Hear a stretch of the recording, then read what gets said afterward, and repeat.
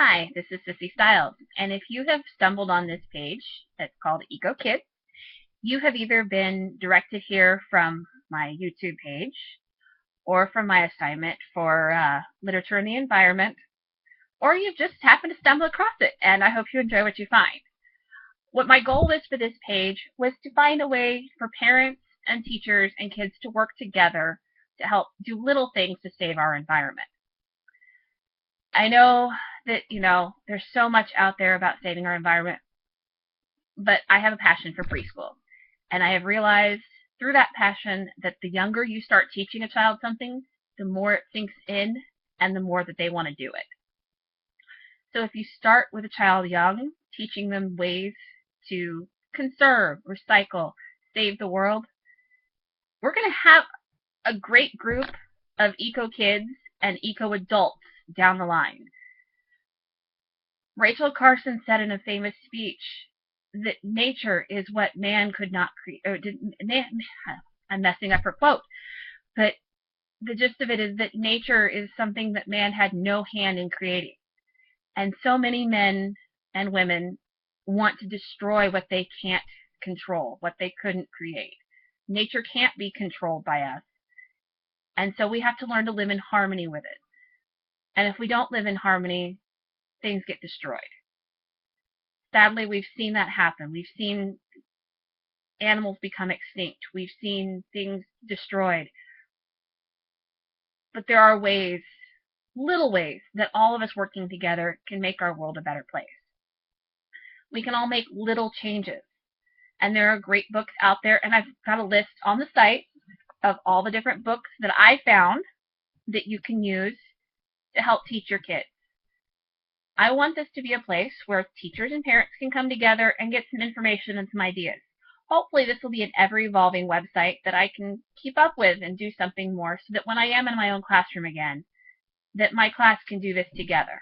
There are great crafts out there. There are great ways to teach kids of all ages how to work with our environment. Little things can make such a big difference. In fact, in True Green Kids, this book here, it was published by National Geographic. They give 100 ways that you can change the world. And it's little things, starting with, just, reading a book that has ideas. Putting green plants in your room, letting the sunshine in. Turning off and unplugging your computers and your electronic devices when you're not using them. Simple little things. Just going out with your kids and observing nature, getting to know nature and the gifts she gives us. She gives us wonderful things. We just have to accept them. A few weeks ago, we had the readings about the developers. And I wrote a story close to my heart about two cabins. There was my family's cabin near the river, and then there was my uncle's cabin. Sadly, my family's cabin near the river no longer exists because we were lied to. And developers came in and destroyed it. But nature got her revenge. She typically does. She has things like floods, natural disasters that can come in and reclaim parts of nature.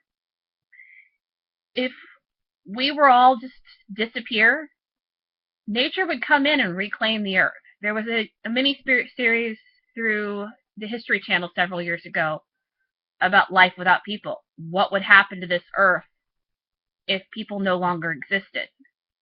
And nature in every instance came back and reclaimed what had been taken from her beyond what she had given. This world is all we have. And so we have to figure out ways to work with it to save the world and make it a better place.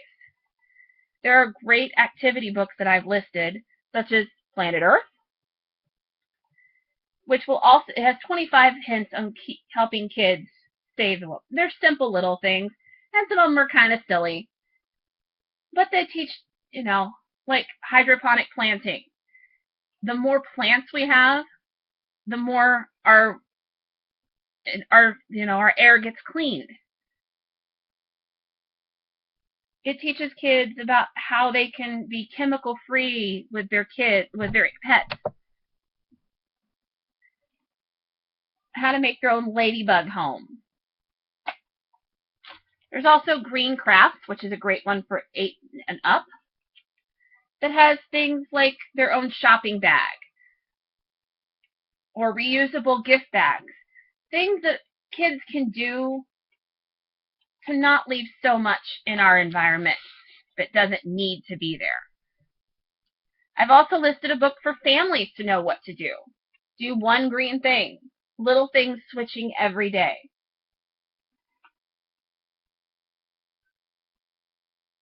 Things like finding a way to reuse things and recycle things, or get rid of them in ways that are more environmentally friendly.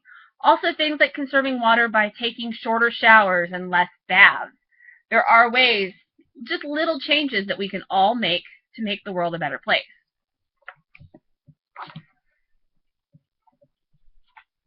Let's see. There's also stuff for teenagers, like what's the point of being green? That's also on my list because teenagers, they're usually a little indifferent to the world, and they need to find ways to take action too. But if we can reach them when they're children, when they're young children, and I'm talking, if we start working with them at ages 3 to 5, teaching them little things that they can do to make the world a better place, by the time they are those teenagers, they may not be so apathetic about saving the world. I also have lists of storybooks.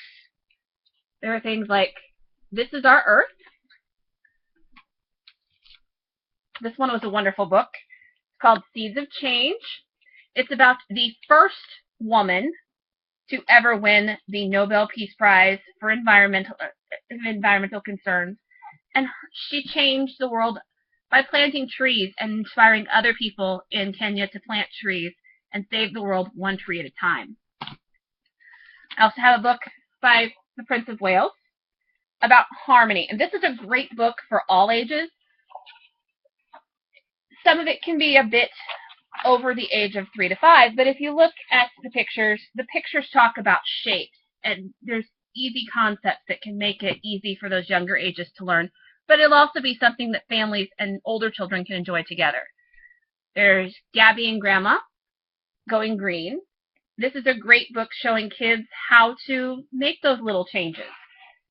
Gabby and her grandma make their own shopping bags together, and they do little things each day to return, recycle, reuse, recharge, refill, restore, replant, and reduce. This is a great picture book for young children. It is called The Earth Book. Kids of all ages will enjoy it, but it is the bright, colorful pictures are especially great for those 3 to 5-year-olds.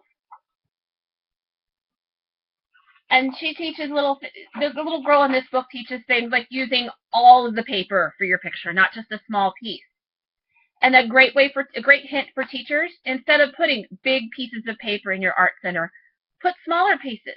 That way kids have they can always take more paper and use those recycled pieces. Make yourself, if you've ever seen like a Reggio classroom, they're great for using natural products in the classroom and using it all before you get anything else. Finding ways to bring that nature into your classroom are great hints. Dinosaurs Go Green is another great book that I absolutely loved, and I will be definitely using this in my classroom. It's got great pictures. It uses dinosaurs, which kids absolutely love and are extremely interested in, to teach different ways to protect our planet.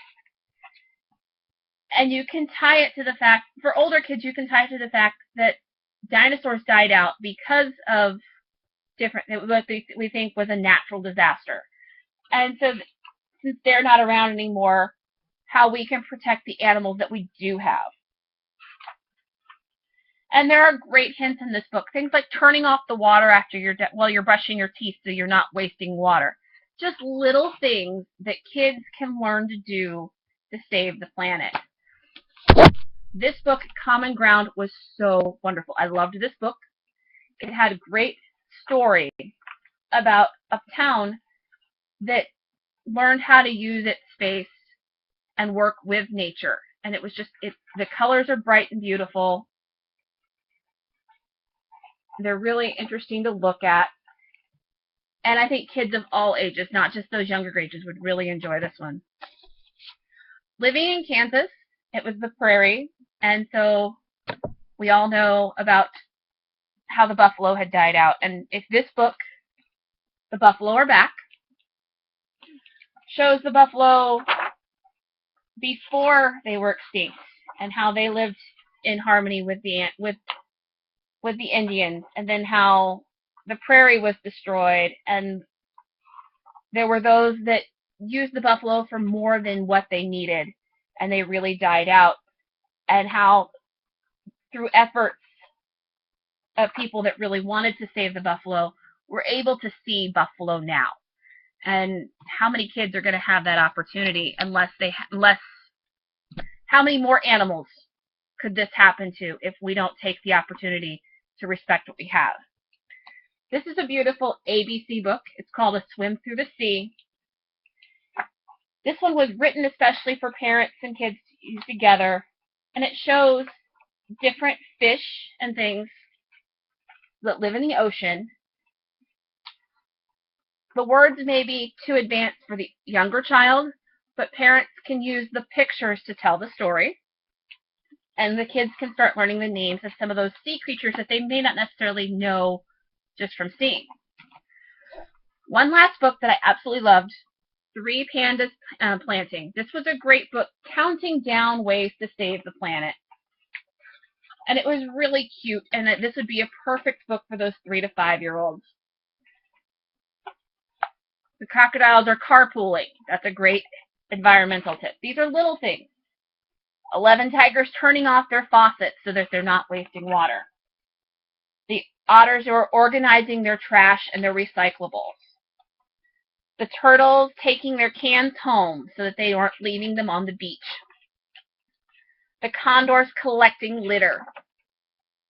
And condors are great because a lot of kids won't know what condors are because they are an endangered animal.